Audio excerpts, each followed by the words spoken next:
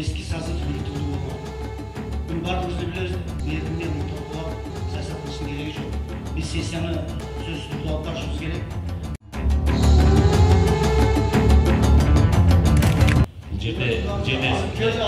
Men ismen açmayayım.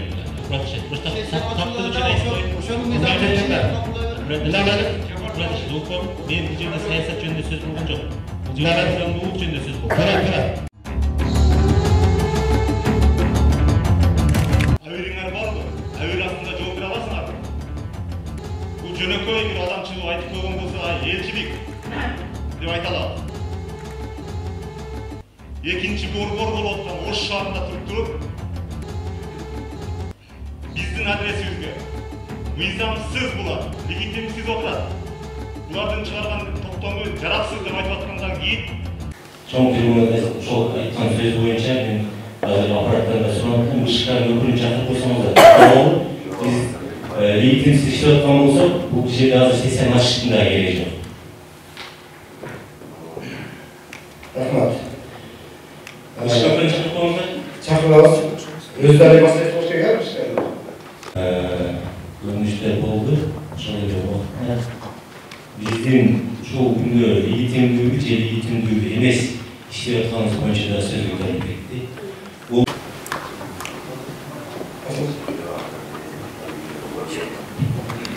Құрметті Тұран Әсірбекович, мен тура түсіне алмаймын. Себебі ол жерде біздің депутаттарға шек келтіріп отырсыз, сіз сөйлеген сөзіңізбен. Сіз бұл жерде сөйлеген мәселе емес, ал жалпы елдің алдына шығып сөйледіңіз. Сонымен сіз біздің депутат деген намымыздағы бізге бір елдің астында біраз неме келтіріп қойдыңыз да. Біз қазір мына өзіңіздер көріп тұрсыздар, депутат дегеннің өзі қазір деңгейі қаншалық төмен түсіп кеткен. Bir daha қазір адам сыйлап алған. Ошоның içinde biz мыйзамсыз жолдорго барып атабыз, барбай атабыз, тактап алып, андан кийинки отурум боюнча да азыр суроо туулат. Ошол мыйзам болгонбу, мыйзамсыз болгонбу, эмеси болгонбу? Токтомду артка чыгарып болобу, болбойбу? Ошол боюнча Жапар Туратович, сизден сураныч.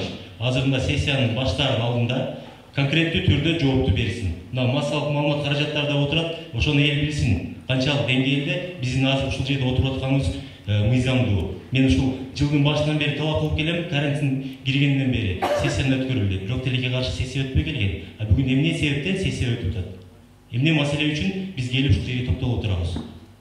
Мыйзамдуу, мыйзамсыз эмес дегенде тиешелүү орган жооп берип койсун. Анан баштайбыз. Жапар Туратович. Саламатсызбы? Саламатсыздарбы, урматтуу депутаттар? Мындайда мыйзамдуу жагы, легитимдүү жагын карасак, мыйзамда ушундай каралган. Шаардык кеңештин шайлоо өтүп, жаңы депутаттар мандат алып келип биринчи сессия өткүчөктө эски созыв легитимдүү болмок. Муну бардыгыбыз билебиз да. Мен толкулап саясат кылыштын кереги жок. Биз сессияны сөзсүз түрдө алып барышыбыз керек. Мында ар бир маселе бар, шаарда турмуш, тиричилик бар. Муну биз карабасак ким карайт? Мына 9 айлык отчет турат. Башка маселелер турат. Бардык маанилүү маселелер. Бул боюнча мен макулмун. Бизге просто мен да ошол сиз айткан маселе боюнча оюм ошондой. Мен да ошол мыйзамды карап чыктым. Бирок бизге ошол мыйзамга тиешелүү өкүлдөр жооп берип койсун. Бул жерде өкүлдөр жооп бергени бирок мыйзамда ушундай каралган мыйзам. Ошол мыйзам боюнча эми биз билет экенбиз, анда мэр билбей калат ошол мыйзамды. Жалпы элдин жалпы коомчулукка чыгып айтып аткан сөздөр берип атпайбы эмне себептен айткан? Эмирбек Кумбайчы ар бир маселени тактаган ар бир депутаттын өзүнүн укугу бар. Ошо мен айтып атам, мен да укугум. Урматтуу депутаттар. Нурлан мырза туур маселени көтөрүп атат. Бул жеке депутаттардын өзүнүн абири. Биз бул жерде жеңе болуп адвокат болуштун кереги жок. Абириңер барбы? Абир астында жооп бере аласыңарбы? Бул жөнөкөй бир адамчылык айтып койгон болсо, элчилик деп айта алабыз. Экинчи борбор болуп аткан Ош шаарында туруп, биздин адресибизге мыйзамсыз булар, легитимсиз отурат. Булардын чыгарган токтому жараксыз деп айтып аткандан кийин сиз айтып атасыз. Ошол маалда же сиз чыгып айтып коюп турсуз. Бул адашып калды бул киши. Мыйзам боюнча мындай эле кийинки созыв келгенге чейин биз мыйзамдуу отурабыз. Кечирип коесуздар, мен бул кишинин атынан кечирим сурайын деп болгонуңузда, мына азыр сиз айтсаңыз, мен сизди кол чалып болбойм да. Тилекке каршы мындай болбой калды да. Мен легитимдүүбүзбү, легитимдүү эмеспизби деп туруп, маселени кабыргасынан койдум парламентте. Siz manda alsanız bir yerde mesele legitimdülük bolup turат. Siz ойлонуп сүйлөң.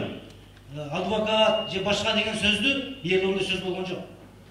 Siz benim adresimi söylüp отырасыз. Men жалпы түшүнүк берип атам. Биздин легитимдүүлүк боюнча отурсаңыз мен сиз сүйлөгөндөн чыкпай турдум. Биз легитимдүү боюнча кийинки сазып шайланып келгичекте биз легитимдүүбүз. Биринчи сессия. Анан кийин мындай сүйлөп, өзүңүз карап жакшына сүйлөңүз. Монтек мага сөз айтпаңыз. Урматтуу депутаттар. Бул менин жеке оюм. Сиз жеке оюңузду айттым, мен сиздин жеке оюңузга кошулам. Урматтуу депутаттар. Каримбек Урматтуу депутаттар, мен институция башкармалыгынын өкүлүнө кайрылгым келет. Саясаттан сырткары эле жогорку кеңеш мисалы бизге ошол тиешелүү орган келип бизди мыйзамдуу иштеп атасыңар десе анан баштайбыз сессияны. Азыр сиз окуп кеткен мэрибиз Солайбек Насырбекович ошол жерден чоң трибунадан чыгып туруп, булардын ар бир кабыл алган токтому негизсиз деди. Менин акыркы отчетумда булар кабыл алган деди. Анан эмне себептен бүгүн бизге отчет менен дагы келип атат? Биз кабыл алып берген болсок, маселени туура түшүнөлү. Мыйзамдуу сактоо менен бир жеке бир кызыкчылык жок, жеке бир жок.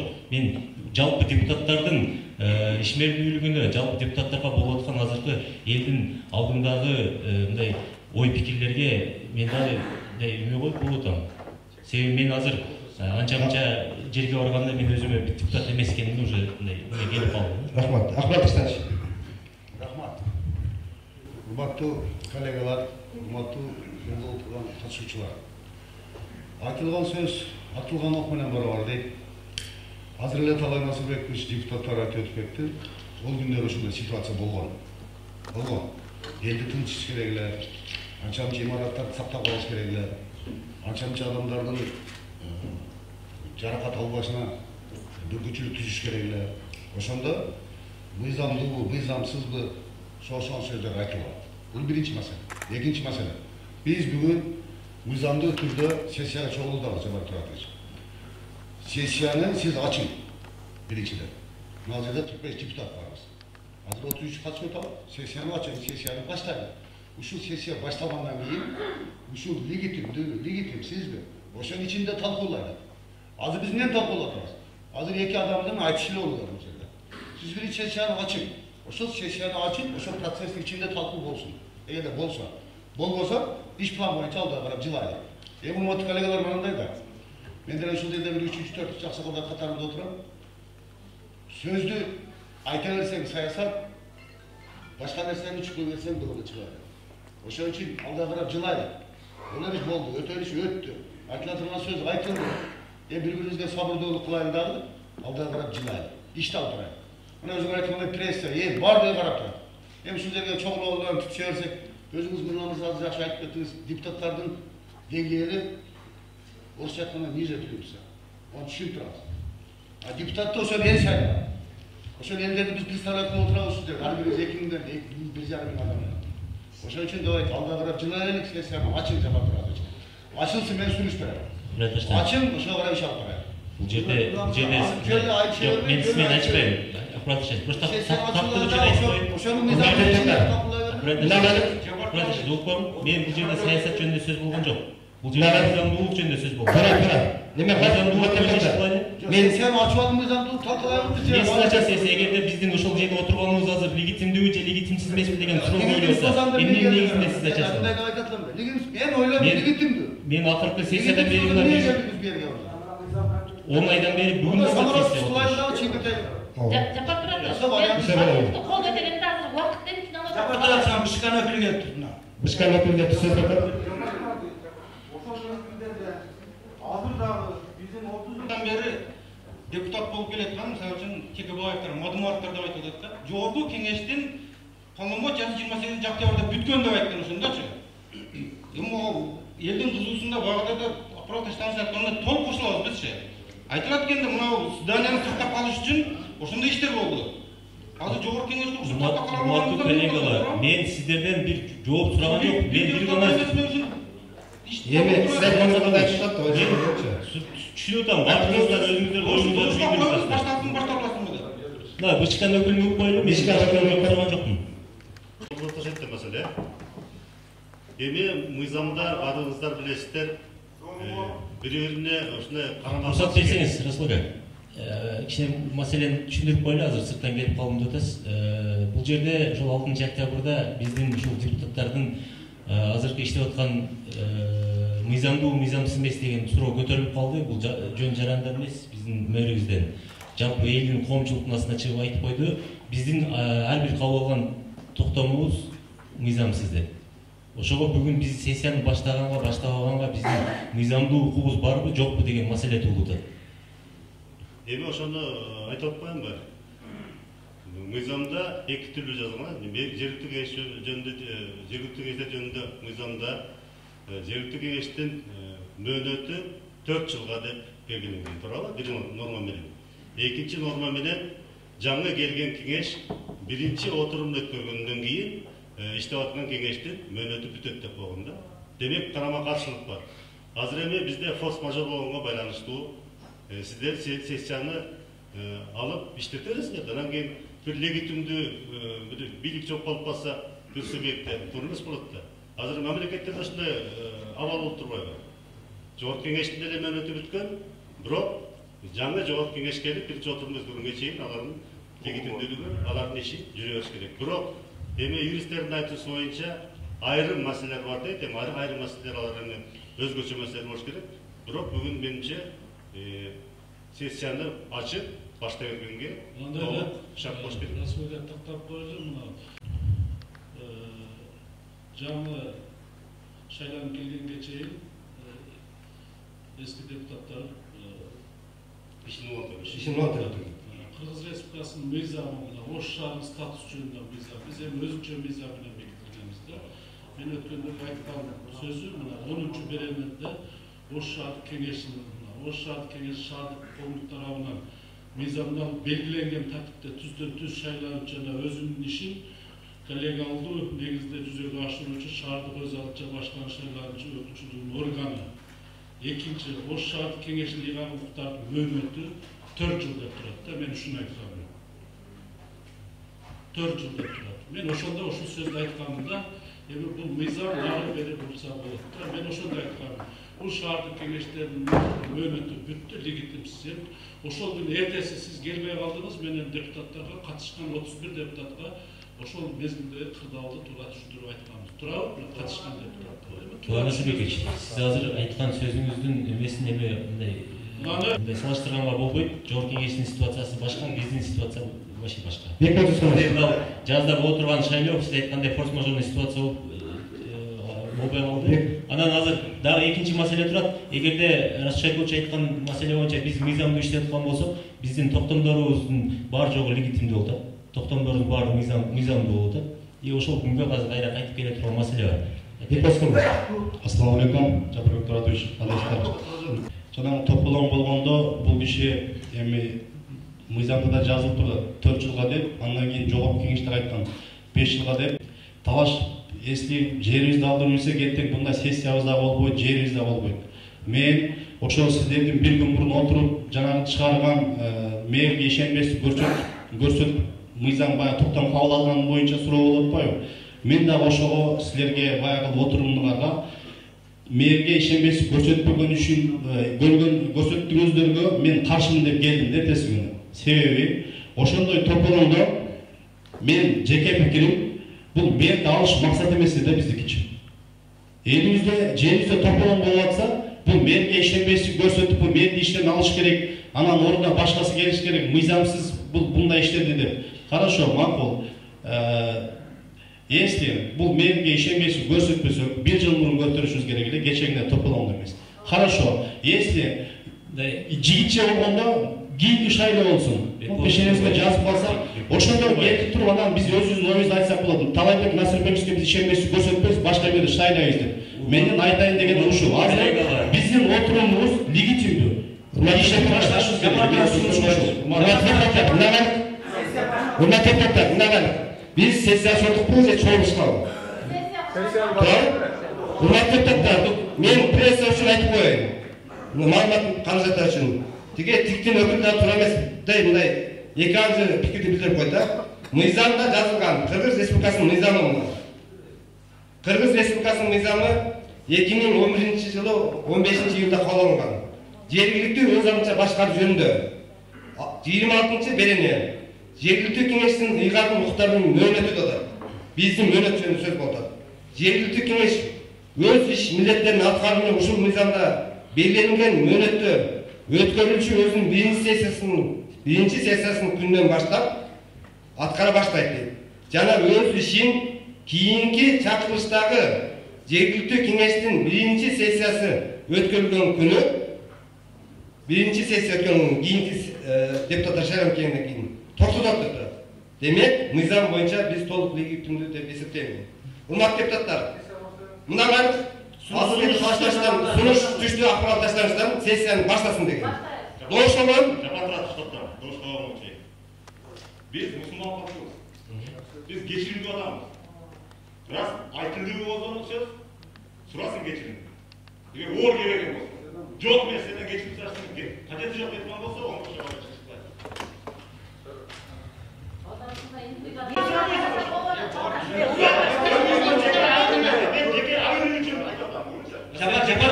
Olsa seksiya olmadı, ben kapı koymasın. Sen çıkıp durup aytmasın. Talay Kasım'da biz Nidaya'ya koşatı, siz Turabeş'te tastık. Gelsen ben o şunu kılatırım. Senden vekilip girip durup seksiya öptüm de. Ben bekliyorum. Ben hiç kimden bekliyorum. Bir kadar bekliyorum.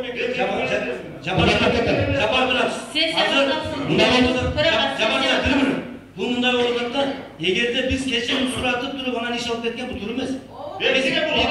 Bizge maksat keçip, biz sesiyani alıp keterek, var yok, mıйзам deginde iş alıp baraylık. Doğuş verin başlayın, sesiyani açılsın diye депутаттар doğuş verinizler, kaç olsanızda korzak taptım. Elektronik türde doğuş veririz.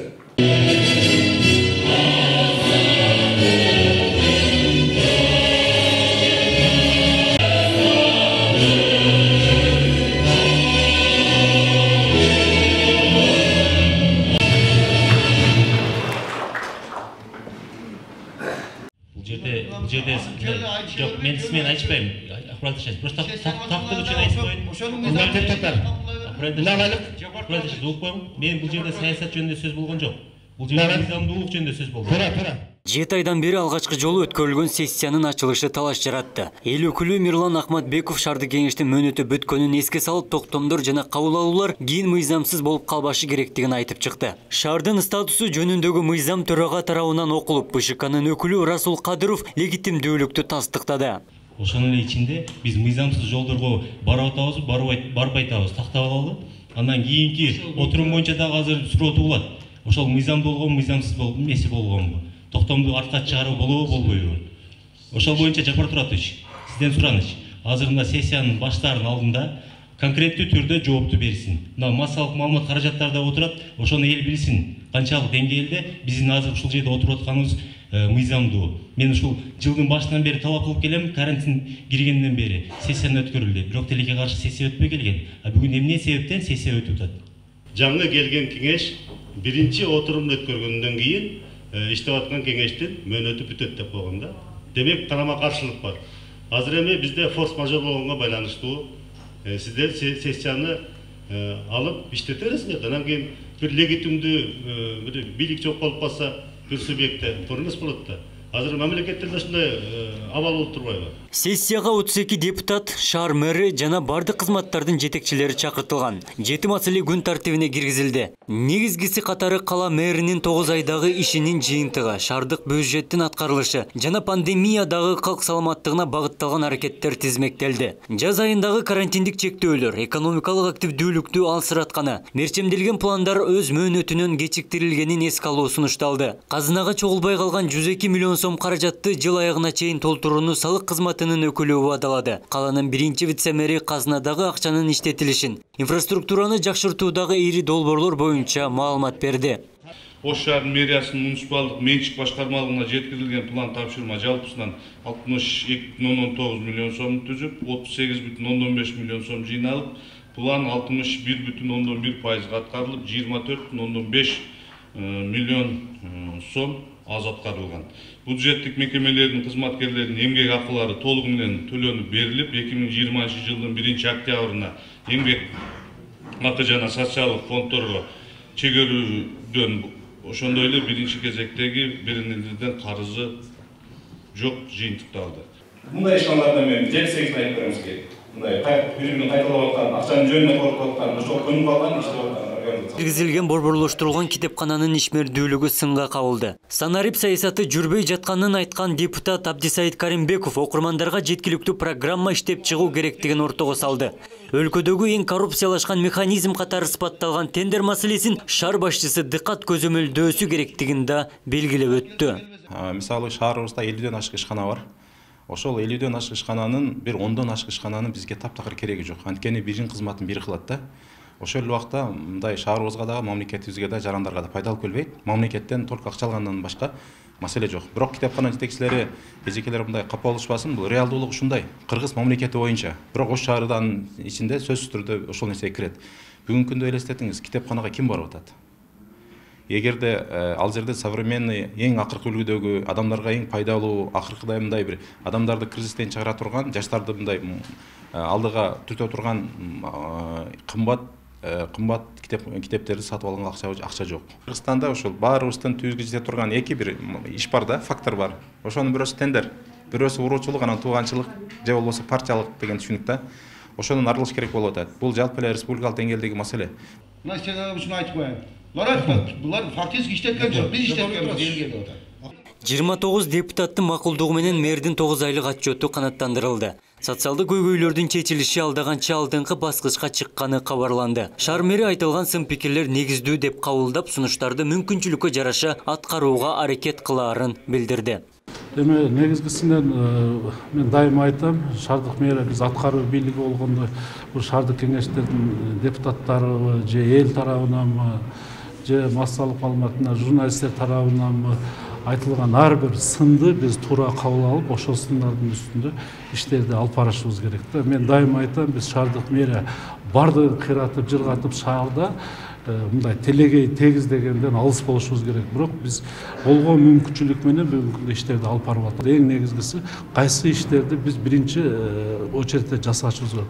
Ошон үчүн бир катар биз баягы элдин өтө көйгөйлүү болгон маселелерди бир жекеден жасай беребиз. 4-чү чакырылыштагы эл өкүлдөрү каланын жер тилкесин функционалдык чөлкөмдөштүрүүсүн өзгөртүү маселесин дагы талкууга койду. Ар бир көтөрүлгөн сунуш шаардын оңдолушуна, элдин турмушун жакшыртууга багытталарын жана жеке саясий кызыкчылыктар жок экендигин төрага Жапар Ормонов билдирди. Элдин ичиндеги, мына мисалы үчүн өткөндө эле мен өзүм болуп келдим. Мына биздин Домта деп коебуз. Ошол жерде көп кабаттардын ичинде баягы балдар ойночу аянтчанын жоктугу. Ошондой мүмкүнчүлүктөр эле бар эле, бирок жетпей калган да. Мүмкүн ал жерде биздин депутаттар жеткире албагандыр, же болбосо ошол жердеги аймактык башка аймактын жетекчиси жеткире албагандыр. Мындай нерселерди негизги сессиянын иши ушул. Элдин ичиндеги көйгөйлөрдү так жеткирип, ийри отуруп, түз кеңешип, жакшы элдин кызыкчылыгына, эч кандай жеке мындай кызыкчылыктар болбош керек. Жалпы элдин кызыкчылыгы үчүн чечимдер кабыл алыш керек. Биз ошол багытта иштеп келатабыз, мындан ары ушундай иштейбиз. Негизи калыстырышты айтып коюш керек. 2020 жылы 10 жыл болгонуна карабастан мэрия тараптан бир топ жакшы каралды. Отчетун карап чыктык аябай.